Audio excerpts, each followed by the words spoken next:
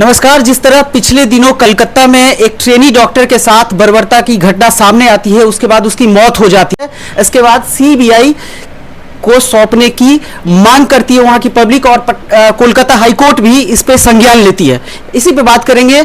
महिला विकास मंच की संयोजिका बीना मानवी जी हैं। बीना जी, बहुत स्वागत है। बहुत बहुत धन्यवाद। ये जो घटना घटी है महिला को शर्मसार करती है, ये पहली और आखिरी घटना नहीं है मैडम, कैसे देखती है इसको? नहीं, देखना क्या है, ये देखिए कहीं ना कहीं अपराध चीजों को तो रोका नहीं जा सकता है। अपराध होते आए हैं, होते रहेंगे, क्योंकि कहीं जहां लॉ एंड ऑर्डर वीक है वहां इस तरह का अपराध बहुत आम बात है। अब ये घटना जो हुई है वो बिल्कुल कैंपस के अंदर और एकदम सिक्योर्ड प्लेस में घटना हुई है, तो डेफिनेटली वहां वही लोग एंटर कर सकते हैं उस प्लेस में जो वहां के अपने हो, कर्मचारी हो, डॉक्टर्स हो, या फिर जान पहचान वाले दबंग लोग का बैठका हो। वहां आम इंसान तो घूमते टहलते नहीं चला जाएगा। सड़क छाप रोमियो तो नहीं थे वहां पे, नहीं थे ना। तो वैसी चीजों में ये घटना बिल्कुल ये दर्शा रही है। जैसे 11-12 तारीख को मैं जब कलकत्ता में थी, वहां स्टूडेंट्स लोगों से मेरी बात हुई थी, तो ये दर्शा रहा था कि वहाँ के जो प्रिंसिपल हैं, वहाँ के जो चेयरमैन हैं, वहाँ के जो ट्रस्टी मेंबर हैं, वो सब टीएमसी के लोग हैं और ये टीएमसी से इन्फ्लुएंस लोग हैं और वहाँ के बड़े बड़े नेता दबंग टाइप के लोगों का उस कॉलेज पे हाथ है। तो ऐसी परिस्थिति में लिपअप होती तो जायज बात है। एक तरफ ममता दी ने क्या किया, आराम से हेड न्यूज बना, जल्द से जल्द सीबीआई जांच करवाई जाए। माननीय न्यायालय, जब माननीय न्यायालय जो है सीबीआई जांच के लिए आदेश दे देते हैं और सीबीआई आ भी जाती है और जांच शुरू भी हो जाता है, तब ममता दी को परेशानी बढ़ जाती है। वो तो सोची थी कि सीबीआई इतनी जल्दी आएगा नहीं, वो इतना कहाँ तुरंत का तुरंत 24 घंटे में सीबीआई जांच आती है। लेकिन जैसे ही आ गई सीबीआई जांच, उनका पासा तो उल्टा पड़ गया। अब उल्टा पड़ गया तो वो क्या कि गाड़ी भर भर के अपने गुंडे मवाली सो कॉल्ड उनके जो दलाल और गुंडे हैं उनको भेज के पूरा तोड़ फोड़ मचा के सारे साक्ष्य को मिटा दिया, क्राइम सीन को पूरा अस्त-व्यस्त कर दिया। तो ये ममता बनर्जी का हाल जो है शेख हसीना से कम, मतलब हमारा दिल तो बड़ा था, उनको हमने आश्रय दे दिया, लेकिन इनका क्या होगा समझ में नहीं आता है किस टाइप की लेडी है। इनको महिला की लाश पे भी राजनीति करनी है एक महिला होने के बावजूद। इस पे ये अगर इस बार ममता बनर्जी ने कुछ इस तरह का काम किया तो देश उन्हें माफ नहीं करेगा। इसलिए नहीं करेगा कि उनकी हरकतें से हर कोई वाजिब है, सब कोई जानता है कि वो किस तरह की हरकत करती हैं। कुछ भी अनाप शनाप, जहां कोई मामला उठेगा वहां अपना बंगाली स्टाइल में ये होबे वो होबे चालू कर देती हैं और उसको मतलब तालिबान रूल एकदम तानाशाही राज्य बना के छोड़ दी हैं बंगाल को। तो ये सब चीजें तो तकलीफ दे है। मैडम, इससे पहले संदेश खाली वाला मामला आपने सुना होगा, उस पर कार्रवाई हुई, इसके बाद ये रिपीट हुआ, इस तरह का रिपीट हुआ। अभी संजय राय को, जिसको जो पुलिस वॉलंटियर कहा जा रहा है, वो संजय राय, उसके ऊपर भी बहुत सारे पहले क्रिमिनल मतलब एलिगेशंस लगे हुए हैं। उनकी एक्टिविटी थोड़े संदेह में थी, संजय राय जिनको लिया आएगा। लेकिन तो टेक्निकली अगर हम बात करें तो कैसा लगता है कि ये भी रेप जो कांड है इसको मिटा दिया जाएगा? जघन्य अपराध है और ये मिटा दिया जाएगा नहीं, अब नहीं मिटेगा।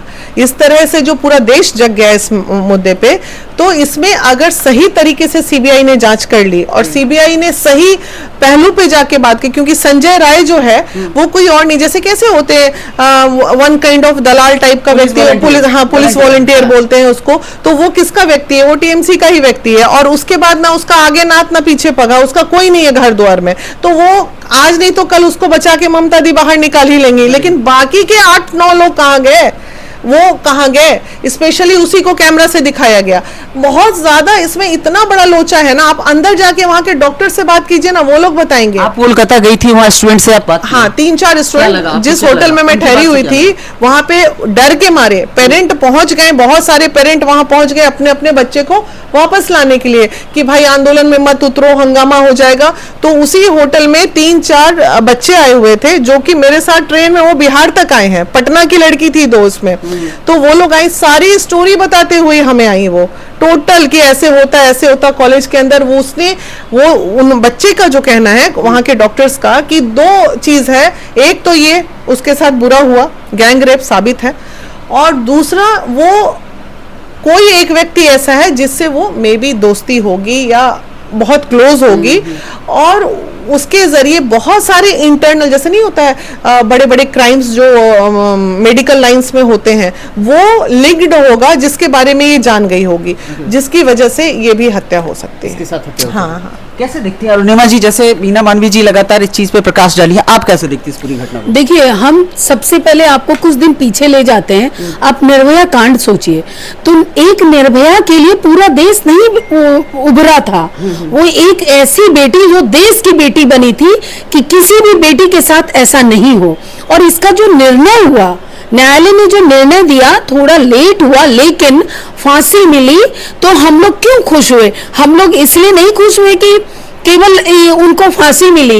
एक हमारे देश की बेटी को आज न्याय मिला। कल किसको एक बेटी हम नहीं खोएंगे। हर एक बेटी को अब जीने का अधिकार है। लेकिन दोबारा ये जो राजनीतिकरण होती है, इसके कारण एक फिर बेटी बलि पड़ गई।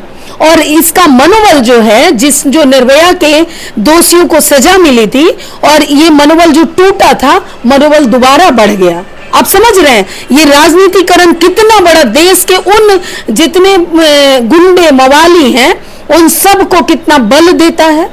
यही राजनीतिकरण हम बेटियों को फिर से कहीं ना कहीं, जो हम लोग आज खुले में जीने के लिए बेटियों को लगता है कि नहीं आज आजाद हैं, ये हम ये हो जाते हैं, उन लोगों के शिकंजे में दोबारा पड़ने का एक डर रहता है कि नहीं कोई गुंडा दबोच सकता है।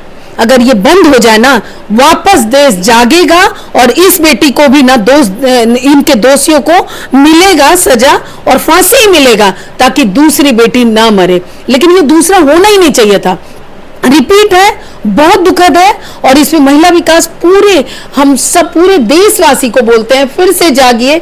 एक निर्भया गई है, दूसरी फिर निर्भया ही हो गई है। आप जागिए और पब्लिक को जागना पड़ेगा। राजनीतिकरण नहीं होने दीजिए, ये आप लोग से अनुरोध है। हम सब लड़कियों को, महिलाओं को जगाएंगे। महिला विकास मंच और क्या कर सकती है?